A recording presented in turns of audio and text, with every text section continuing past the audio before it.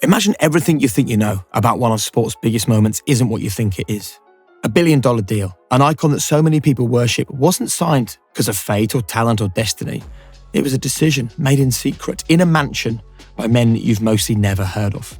At the centre of it all, this week's guest, Sonny Vaccaro. A hustler, a rebel, a visionary, a man who didn't just predict the future of basketball, he created it. In one meeting, one night, in a room in that mansion, he bet everything on an idea so radical, it threatened to upend the entire sports industry. He is the marketing mastermind who saw what no one else did, that the power in sport isn't with the leagues or the teams, but with the players themselves. And what happened in the mansion that night didn't just change basketball, it changed power, money, and the way that we see athletes forever. This is the story of one of the greatest moments in sport. The moment when Michael Jordan signed for Nike. And you're about to go into the room where it happened. Brought to you by IFS. Well, Sonny, let's go to one of the most talked about rooms in sports, which was the room where you convinced Michael Jordan to join Nike. Would you start by just telling us about the room? Well, the room was a whole hotel. What I mean by that, Jake, is it took me many rooms to convince him. The last one was basically on a telephone where we knew we were going the right way. And then he comes to the Nike offices and we know we have it because now we're ready to sign. But it was a short journey, but a complicated one as far as being with the people, and especially with Michael. In the term, of that 3-month period in 84, I only saw Michael one time personally until the last day where when he comes to Oregon and we're from. So all my other work was the peripheral work with the agents and, people from Nike at that time, Rob Strasser, myself, laying the ground where I could make Phil Knight comfortable with the last meeting we had. All of this went into that 3-month period. And never until the end was I assured, and obviously what the most important thing is Nike. So tell us about your emotions at this time then. How much was self-doubt or fear playing a role? Because this was such a big deal for Nike. Well, to me, it was lose my job or have another one. And Pam and I had just got married about 3 months before that. So it would have been a good start to our marriage financially. But it was the most important deal that Nike ever made, to be very honest with you. And obviously, for the life of Sonny Vaccaro, I had done other things to get me to that point in that world, the sports world, the basketball world. I was doing, another job for Nike at that time, but it wasn't searching for the next icon. So it was everything. I don't think there was a bigger bet made in marketing in my lifetime, and I don't think there ever will be. The monies are different now, but the money spent at that time was astronomical and never given to anybody like that before. So it was something that deserves to be in the iconic phrase of "this was it." There's not a better one. If you want to learn from the likes of Sir Richard Branson, Rory Sutherland, or the leaders of brands like Five Guys and IKEA, then please follow the show wherever you watch it or listen to it. Don't forget you can subscribe to the show. You can follow us on Instagram. You can also connect with us on LinkedIn, and you can subscribe to my weekly newsletter all about the show. And you'll get the very latest episodes and updates. And did you have any idea as this was unfolding that you were involved in something that we would still be talking about 30, 40, 50, 100 years later? I had an idea that he was special when none of this meant anything. When I went to that basketball game when he played against Georgetown and was playing North Carolina. The day of that game when I saw Michael for the first and only time in my life, I was rooting for Georgetown because they were one of our teams and I was close to John and I knew all the players. I never saw Michael Jordan in my life before that particular game. And I didn't give a damn about North Carolina because they weren't wearing Nike shoes. So the time went on. There were 3 years where I never again thought of him other than he was really good and he got his team to a Final Four and that day, the day one that I watched. But he was special. It was picked All-American. So what I'm saying to you is it was the most improbable thing that ever could happen to a human being, that I only saw him to pay attention to about 18 seconds in my life. But that 18 seconds somehow remained in my psyche and my brain, whatever you want to call it, in the supernatural, and it's mystical. But then one day they asked me a question, and then the question just came out of my mouth. I went to the meeting where they were looking for a player or players to put their shoes on to pay them. I was never invited to that kind of a meeting. My inviting was to pick the college players, get the high school kids, do like camps, all that. I was never involved in a pro thing until the Jordan, question came up. So to answer the question for your audience, there can't be a more interesting signing and significant one with so much, little things brought into it. 17 seconds. That's all I remembered him. And it's 2.5 years later. And I say, give it all to the kid. And I bet my job on it. But there's nothing like that in marketing ever was done then, and it's certainly not going to be done now. So which room, Sonny, because this show is the room where it happened, which room do you think is most important in this conversation? Is it the room where you watched MJ play basketball for less than 20 seconds? Is it the room where they brought you in and asked you your opinion on who to sign? Or is it the room where you sat down and finally had the opportunity to convince Michael to join Nike? Jake, I'd like to answer that in two questions, okay? The room was the Superdome. When I watched the game live, when I saw him pass by me and make a shot, it wasn't on that tape that I watched later. That was nothing to do with it. The mental part of it was at 17 seconds. So you can say this is the biggest room that your audience is ever going to listen about that changed life. It was a stadium with a court with 50,000 people in it. And I made a decision to change the world unknowingly. Now we get to where you want to go. Now it's time for Nike to find someone to save the company, a superstar. They had other good basketball players. They had many. But the other time that it happened in a room is we went to a mansion. Rob Strasser brought 7 or 8 of the people involved with basketball, pro basketball. I was the only guy that wasn't involved with pro basketball. I was college and high school. That was my job. We went to this mansion, this beautiful room, I imagined that they had, but it was a very nice place off campus, in 1984 in Portland, Oregon. If you take yourself back there, what did the room look like? Where were people sitting? Were you at a table? Were you standing? Were you drinking something? Take me into that room if you can, Sonny. Well, what I remember, only because it was a special house, the outside looked beautiful, and I knew that, the kid from Trafford knew this was a pretty special place. It was very nice, very big. The rooms were large. We were in a room big enough where they can have the screen up there. They had their screen, their board that they put all the names. There was concession, there was food to our left. There was all the amenities of spending 2 or 3 hours there. There was they had a microphone available if you couldn't talk loud enough, because it was big enough. There was, 9 or 10 of us, plus the people who were helping Rob with the board he was writing down all the names on. It was it was special. They're not it wasn't like another room. It was someone's. I don't know, because I couldn't explain it, because I was never in a home like that before. But it certainly was, if you went to the other rooms, which we had to pass through, a very nice place to go, and a special place.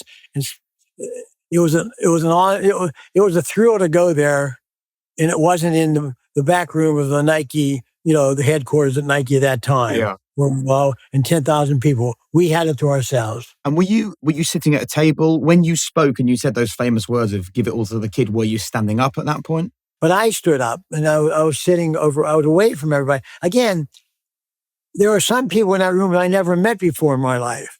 So, and they were all important people at Nike. They were all very important. They had big jobs. They had, a job that was going to last longer than mine if I don't pick the right guy here. But my point to you, I'm sitting somewhere amongst strangers other than Strausser, because I had met him a couple of times, and the young man, Howard White, who I knew because he was a very good high school player. He was hired by Nike at that time to work in that department. So I was the stranger. So when I said that and the interrogation started from the other people, what the hell are you talking about? Well, first of all, we can't get him. Second of all, we all he's going to, Converse or Adidas. They never thought Converse because he never wore, they wore the shoe. They were first, but he always had this affinity for, the Adidas, brand or whatever. There wasn't a person in the room that day that even thought would even go after Michael. Even when Rob was going up the point, even though he was the third pick in the draft, I remember this vividly. Taylor skipped over him and, a couple other guys, and they went to this guy and that guy. And then I'm up there, this guy that no one knows that Nike's paying money and it's a pretty successful program I'm involved in. It was like full gas. Like, what do you mean?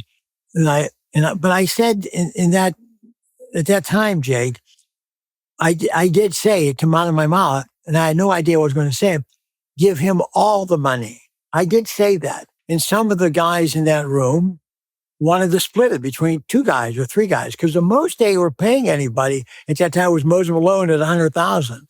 Everything was a shock in that room when I said those words, and everything was sort of, I felt a sense of, I wasn't included in that group. Like I said, when it broke over, I didn't go to lunch with those guys. I mean, I never went to lunch with those guys before. There were the people in my company, that Nike that I worked for, who were highly ranked there. I never had dinner with. They weren't friends where you go, Sonny, come on now, you're a BSing or all that sort of stuff. They were guys like what happened. I said what I had to say. At the end of that day, I took the plane and went home and saw Pam. Before the meeting with all of those people from Nike that you've been invited to, what were you thinking at that point? What the hell is going to happen here? I didn't know anybody. I basically, I was again the outcast. What your public, what the people watching the show is going to have to understand. I was the foreigner here. I was the orphan. I didn't know those people. I didn't know what I was walking into. I didn't know what the question was going to be. When I come out, I was the piñata. Okay, I was the guy that they all try to break the thing. So I had no clue why I was there and what was going to be asked. So the biggest surprise in my life professionally was that first meeting, that I would even be invited. They weren't selling any basketball shoes. We were paying coaches to give them to run them, wear them. We were having teams. We were on the scope. And, they knew who Nike was, but now we got to go past the people that owned it, the Adidas and the Converse of the world, and they're coming on Reebok. So they asked this question of this group of 9. They said, who would you like? And as, the movie Air showed, and what happened actually is all the people, made an opinion. That was a very good draft. 5 guys in that draft went to the Hall of Fame. It's pretty damn good. So there weren't any losers in there. So somehow Rob kept me till last. And I probably psychologically, I was last because I wasn't part of that group, the pro people, the lawyers that paid the coaches, the money that they had. They had Moses Malone. They had, other great players already, but they didn't move the needle. So now we're in this room and he's asking all these questions. And as God is my judge, it comes to my turn and I've never talked. I didn't even know those other guys. I was a transient employee. I'd come in for 2 or 3 days. I'd leave and I'd come back, at the end of the month. And mostly during basketball season. I didn't live in Portland. I didn't go there every day. I was the way I am today, singular person that did things with my body and my mind. And and I reported into whoever was paying me. So we're there, and then Rob just asked the question, well, Sonny, what is your opinion? And I never hesitated. There wasn't like in fact, I didn't know they were going to ask me that question. So I couldn't have been prepared. It wasn't something that I said, okay, they're going to ask me this. I had no idea what the hell it was. So I go there and the words just to my mouth. And I know it's a little iconic because it's been quoted a lot of times in the papers. I said, give it to the kid. No one knew who I was talking about. And I didn't know who I was talking about because I could have said it to anybody because they were all kids. They're all like 19, 20, 21. But I said, give it to the kid. Who's that? Jordan, the kid from North Carolina. We'll carry on the conversation in just a moment. But first, if I asked you to picture AI in action, I reckon you'd think of a large language model or something that you think optimizes your own personal productivity. But have you stopped to think about the impact that AI actually has on the big industries? Industries like aviation, manufacturing, construction, and energy. The kind of businesses that we interact with every single day that rely on AI without us even being aware of it. Let's take energy, for example. 8 out of 10 of the US's top energy companies use IFS.ai to power your home. Industrial AI is IFS.ai. I've been working with IFS for years. I know them really well. I've seen the impact up close and personal, and I'm so proud that they're partnering with Room Where It Happened on this show. And if you're like me and your business deals with assets and you want to deliver the very best class service to your people and your customers, please check them out at ifs.ai. Proud partners of Room Where It Happened. How did you believe so strongly after watching Michael Jordan for less than 20 seconds live in your life that he was the guy that should get all the money? You know, it's not fair to you or your public, the answer here, but I'll say something without any conceit or anything. Following that and previous to that, when I was picking young people, 17, 18-year-old, to play in my first all-star game in America, where kids were in high school and they come to this game and it was the first time they all met because they were all Americans without being called it. I have a gift, and it's proven out throughout my life, of spotting something or having a good feeling about something.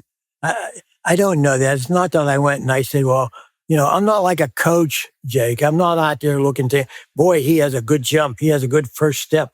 Or like, did you see that pass over there? That never enters my mind when I watch a player play, ever. Young kids, the ones that are, all full of, excitement and they think they're all the greatest player in the world, they try to do things.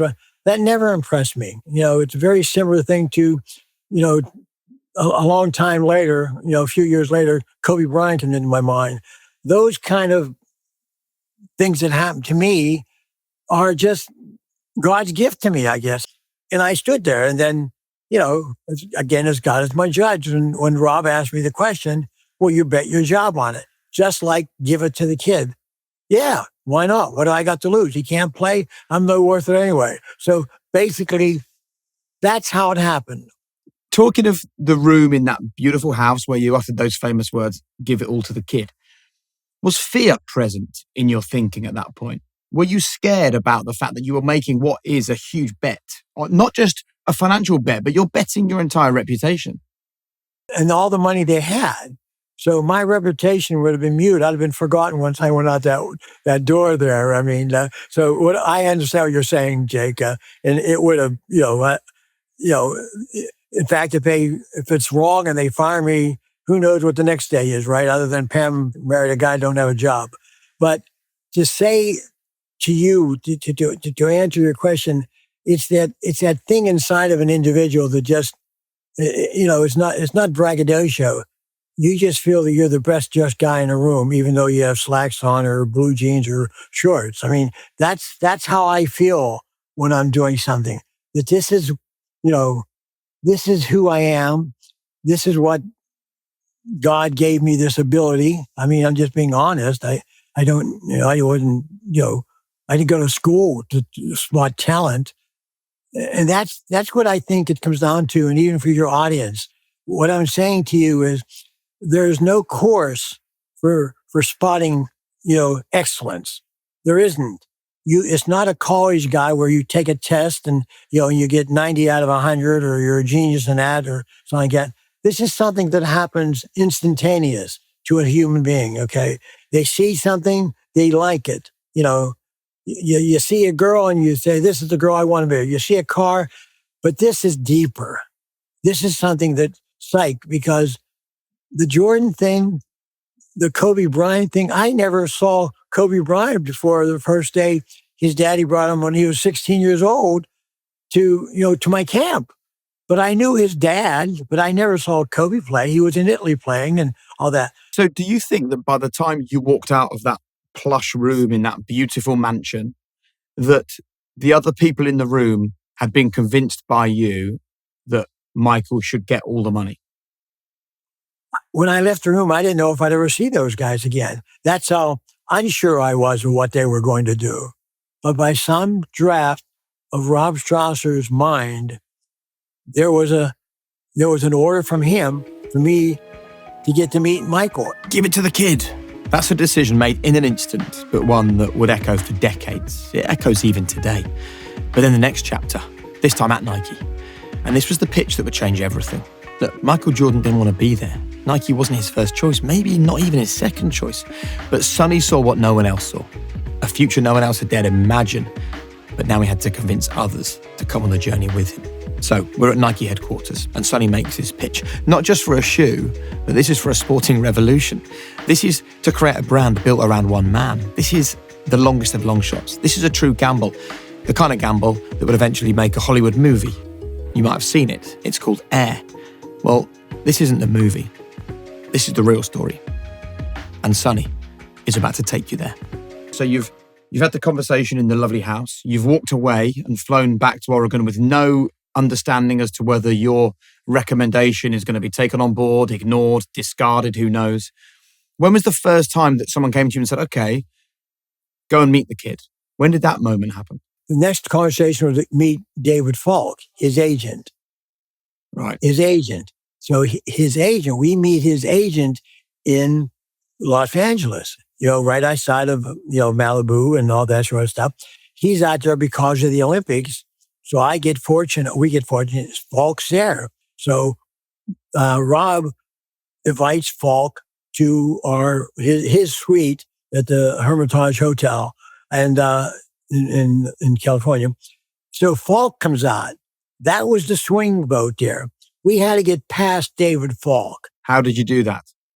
Well, we bring him on. Rob gave him a deal he couldn't refuse, to quote a famous guy. Okay.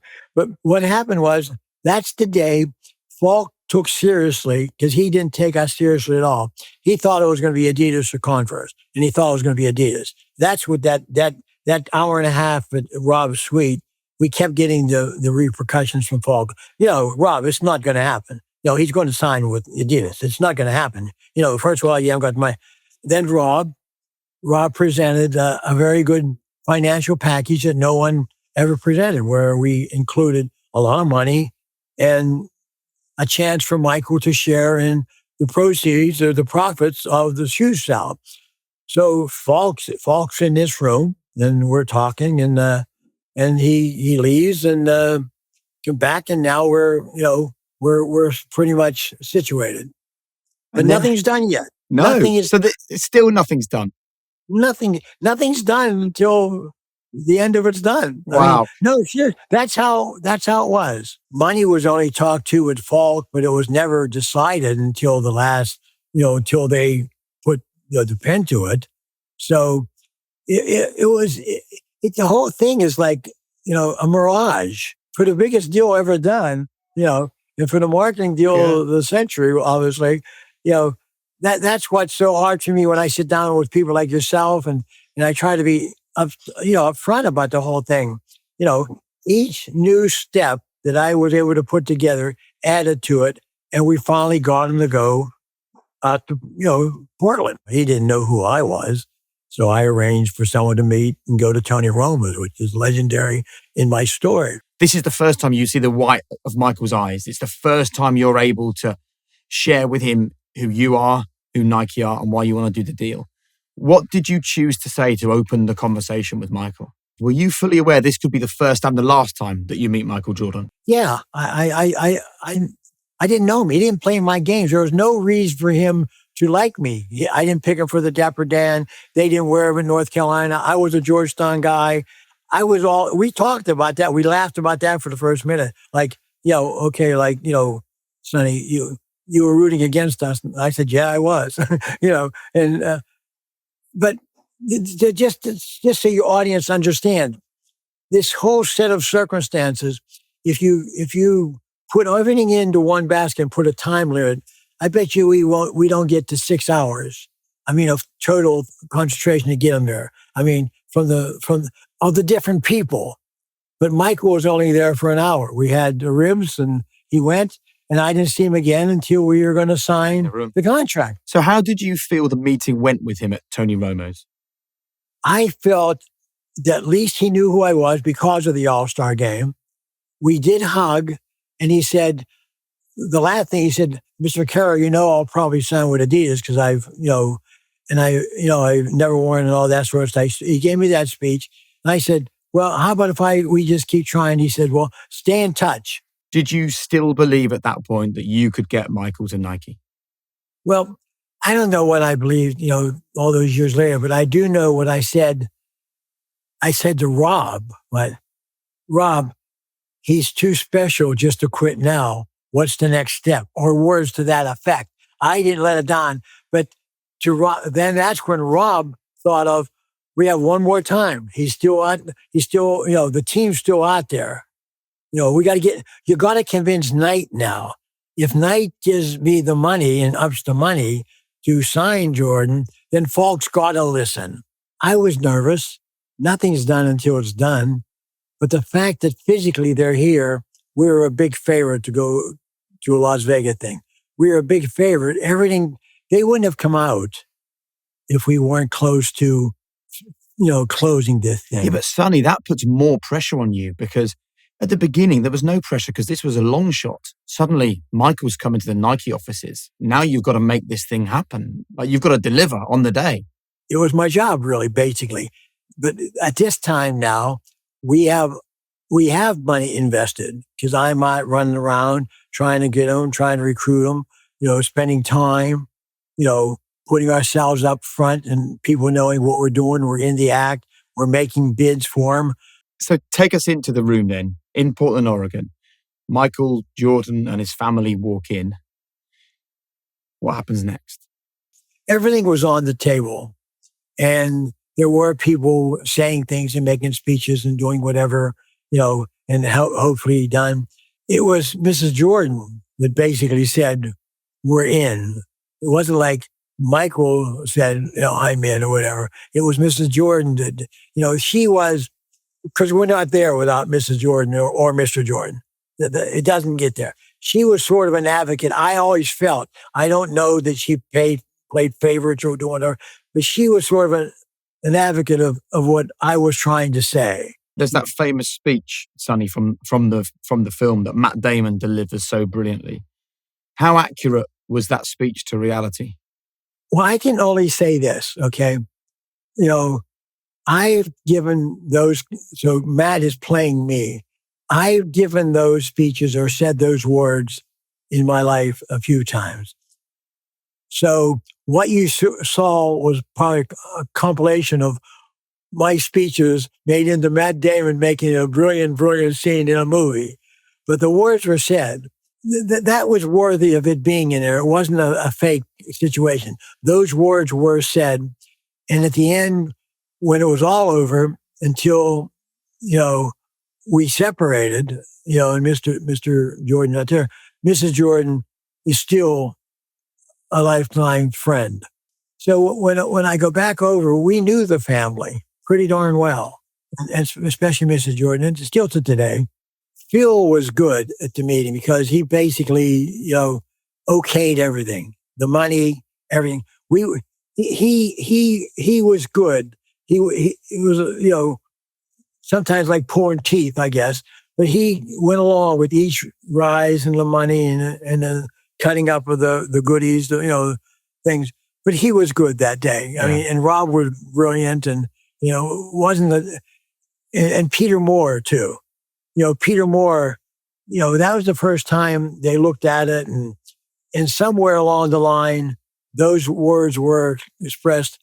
It ain't a shoe until it's nothing till my son puts his foot in it, sort of thing. Somewhere those kind of words were said. It was a beautiful afternoon, obviously, because we signed Michael Jordan. So Sonny Vaccaro has spent a lifetime in the shadows of giants. He's not the player, right? He's not the coach. He's not the billionaire CEO. But he's the guy that still changed the game. And I think after all these years, Sonny isn't just looking back at those deals, looking back at the endorsements or looking back at the shoes. He's actually reached a point where he's now thinking, what does it all mean? Like, what happens when business and loyalty collide, when your industry shifts beneath your feet? And after everything, after shaping sport as we know it today, what does he now want you and I to understand? Sonny knows that all the strategy, the dollars, the law degrees, they don't actually help you understand the most important factor of all, which is people. And I think that is his superpower. So I asked Sonny to reflect on his career, on his life, and what he thinks of the industry today.